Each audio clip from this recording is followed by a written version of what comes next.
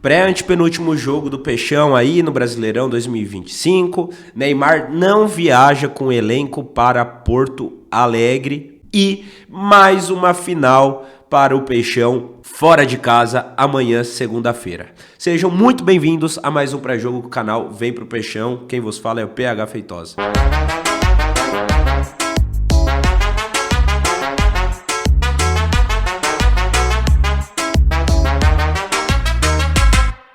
Fala aí, seus peixão, como vocês estão?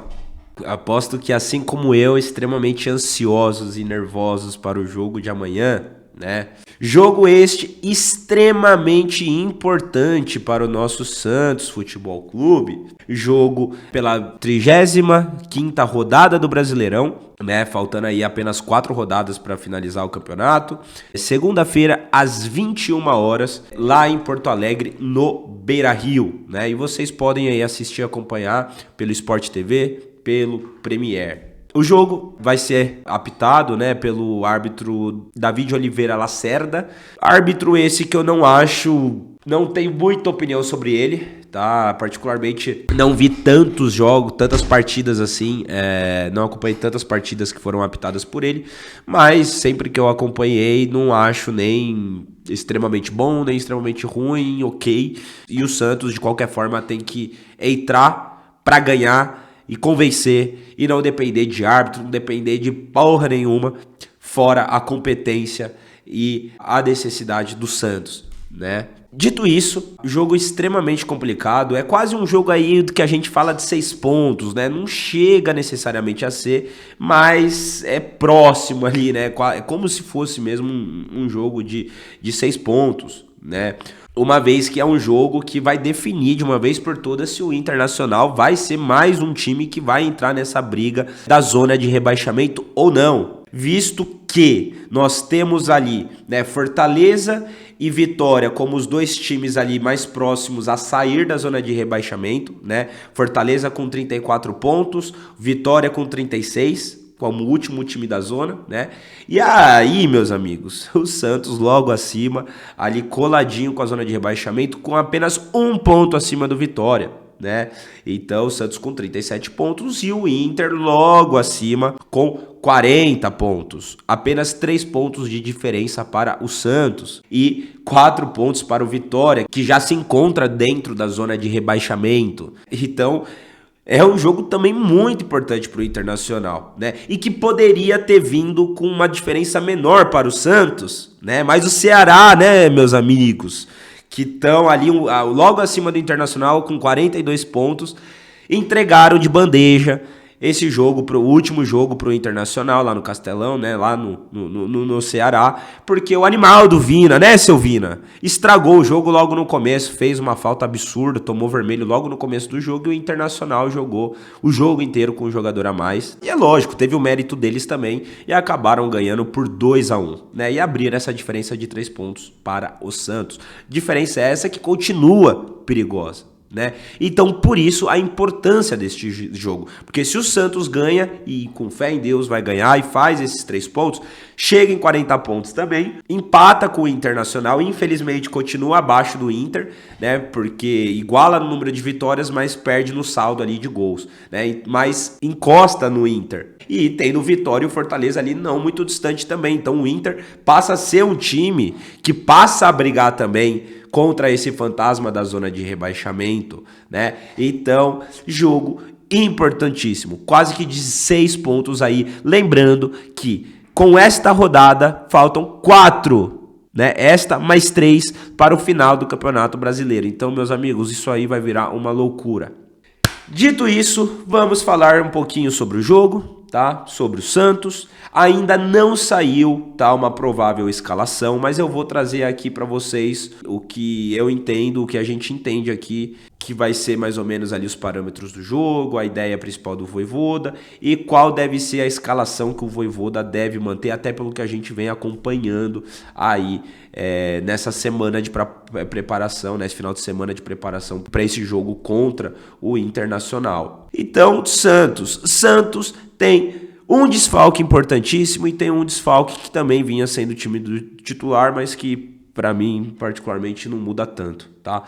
O importantíssimo é o Neymar, né? O Neymar, para quem não sabe, já vinha sentindo alguns incômodos, algumas dores no joelho da cirurgia dele. E aí no jogo contra o Mirassol, acho que todos viram ali quando ele pisa de mau jeito ali, né? Ele sente uma dor no joelho, pede até assistência ali. Todo mundo entende que a maioria dos santistas ficaram com o coração gelado naquela hora, né? Preocupados. E ele continuou o jogo, mas continuou sentindo essas dores após o jogo. E aí o departamento médico, tanto do jogador quanto do clube, optaram poupar o Neymar, embora ele tivesse condições de jogo, poupar para que essas dores não se transformem numa nova lesão e algum problema maior para o Santos, né? Aparentemente o Neymar queria jogar, mas disse que seguiria as orientações dos departamentos médicos. É um desfalque importante, né? Acho que ainda mais pelas últimas partidas, todo mundo concorda que tecnicamente é um jogador que vai fazer falta, né, para o Santos, mas acima de tudo, como imagem. E pô, Neymar, beleza, não vai jogar, mas pelo menos viaja com o elenco, esteja ali no ambiente incentivando. E eu acho cagada também não relacionar o Neymar para a partida, para ficar pelo menos ali no banco, ou para usar ele ali 10, 20 minutos que seja. Não tem mais essa de poupar, gente. É agora ou nunca. Faltam 4 rodadas pro Brasileirão acabar. Mas enfim, eu não quero ficar discutindo de Neymar aqui, o que é certo, o que é errado. Eu só acho que faz falta como pessoa ali, mais do que tecnicamente até, mas tá ali no ambiente, tá ali ajudando, apoiando a equipe, né? Mas enfim. E aí temos um segundo desfalque, que o animal do Zé Ivaldo, que é óbvio que dos 11 jogadores que foram pendurados pro jogo contra o Mirassol, o único animal que conseguiu tomar a porra do amarelo e ficar e ser suspenso é o Zé Ivaldo, né, minha gente? Não poderia ser diferente, né? Nem o Neymar, que fez um pênalti, conseguiu tomar o amarelo, e ele conseguiu numa falta extremamente infantil e ridícula, né?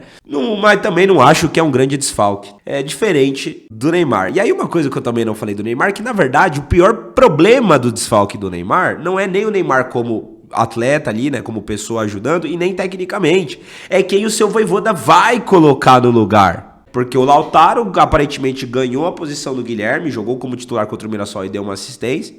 Então, quem é o próximo da fila e deve voltar pro time? E Guilherme nessa p***! Que ódio! Ódio! Ódio desse cara, velho. E dessa teimosia do Vojvoda. Ai, calma. Vamos voltar pro foco. Vamos voltar no Guilherme, porque eu vou passar a escalação. Eu preciso me controlar. Vamos lá. O Santos, ele deve vir numa variação ali, né? Com 4-3-3, um 4-3-1-2, tá? Então o Santos deve vir com Brazão, Igor Vinícius na lateral direita, que vem fazendo ótimas partidas, né? Adonis Frias, ótimas partidas também. E Luan Pérez voltando para o time titular por conta da saída do Zé Ivaldo. Esperamos que o Luan possa voltar bem. Souza deve ser mantido na lateral esquerda, né?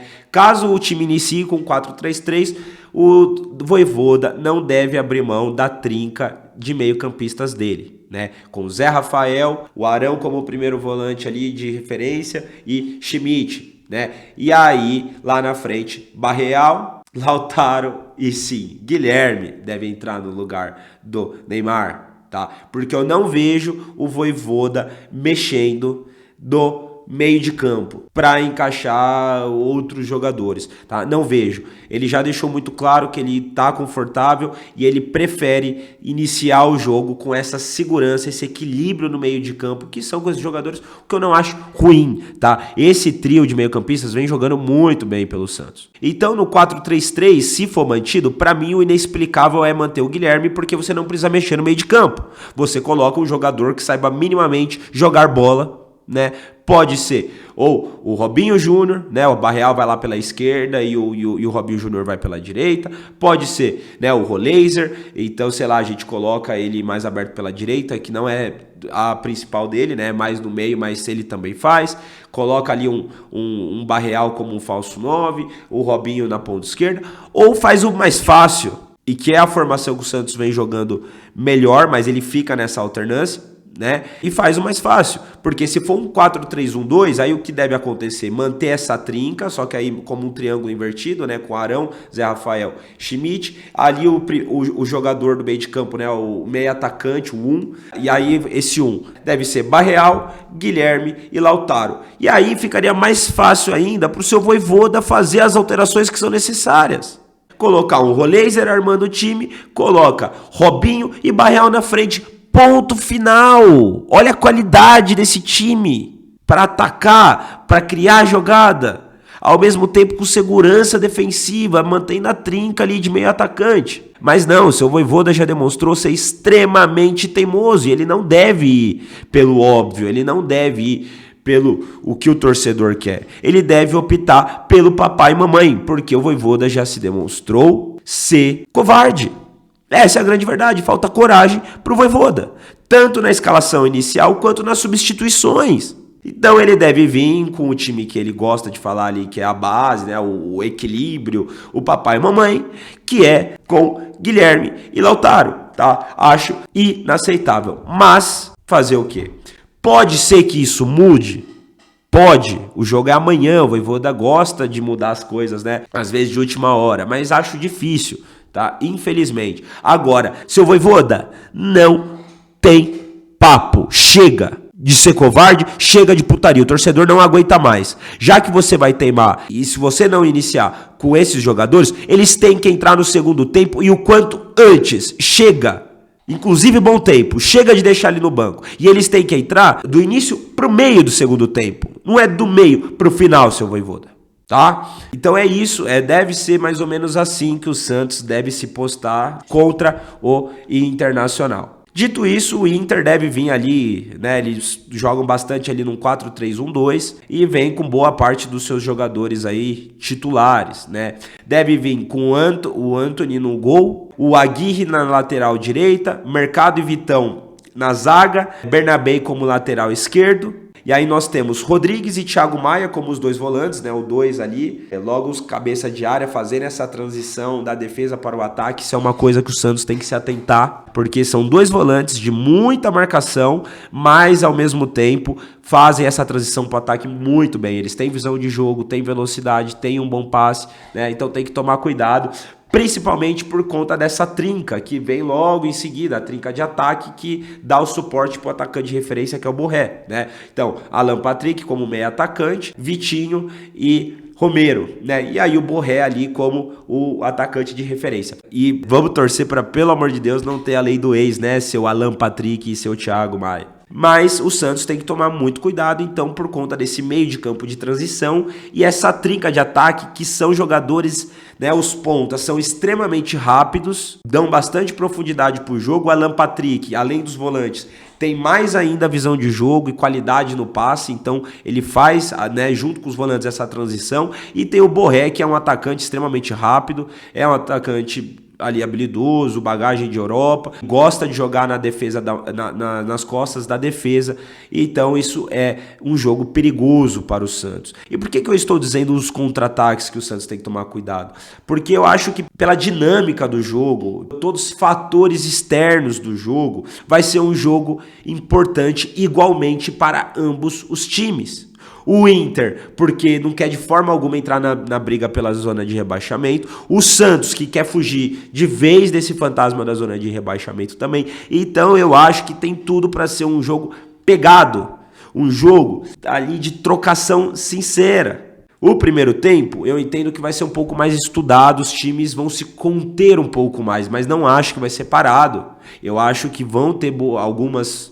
Não tantas, mas algumas boas chances de gol ali para ambos os times. Os times vão atacar, embora vão se estudar. Vai ser um jogo ali pegado, de bastante cadenciamento ali no meio de campo e algumas tentativas ali de ambas as partes. Até por isso que o Vojvoda deve vir com esse time pela saco, deve vir com esse time papai e mamãe. Tudo bem, você quer ter segurança, mas porra, coloca gatilho de escape, meu amigo. Não dá para vir com o Guilherme.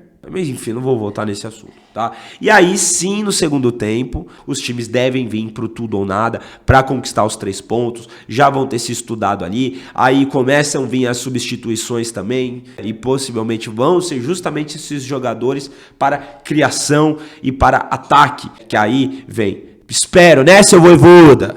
Vem, Robinho Júnior, Roleiser, bom tempo, né, seu Vojvoda? Não esquecer dos melhores jogadores do Santos do ano, né, seu Vojvoda? Que marcou gol recentemente, né, seu Vojvoda? Então, deve ser um segundo tempo de muito ataque, de muita trocação. Inter vai, Santos toma a bola, contra-ataca e vice-versa. Então vai ficar, eu entendo nesta trocação, então o Santos tem que tomar muito cuidado com esse esquema tático e esses jogadores do Internacional. E é lógico, assim como eles vão ter que tomar cuidado com os nossos, né? Só que assim, né? Mais no segundo tempo, porque acho difícil eles se preocuparem com o Guilherme, com o Lautaro.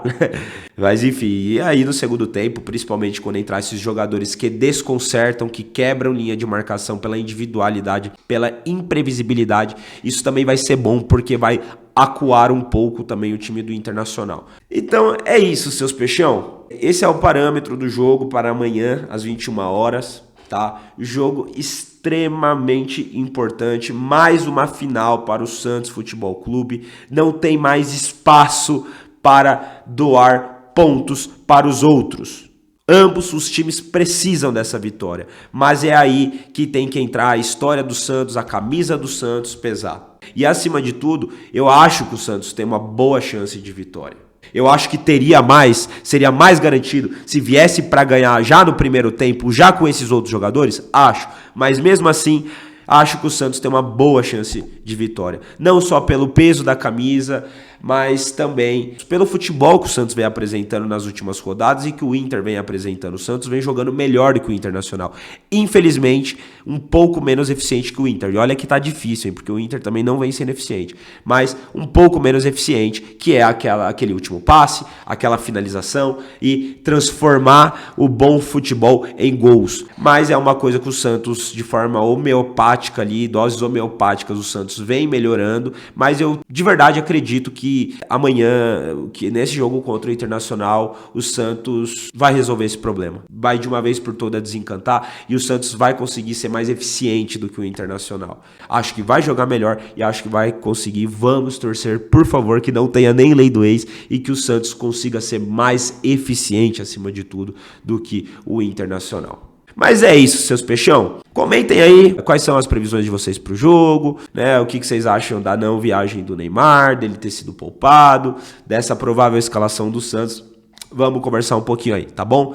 Rapaziada, não esqueçam, tá? De nos apoiar aí, de deixar o like de vocês, de compartilhar, de se inscrever quem não é inscrito. Se vocês puderem hypar, nos ajudam muito também, tá? Para que nosso conteúdo possa chegar para mais pessoas, o YouTube entenda que o nosso conteúdo é relevante. Beleza?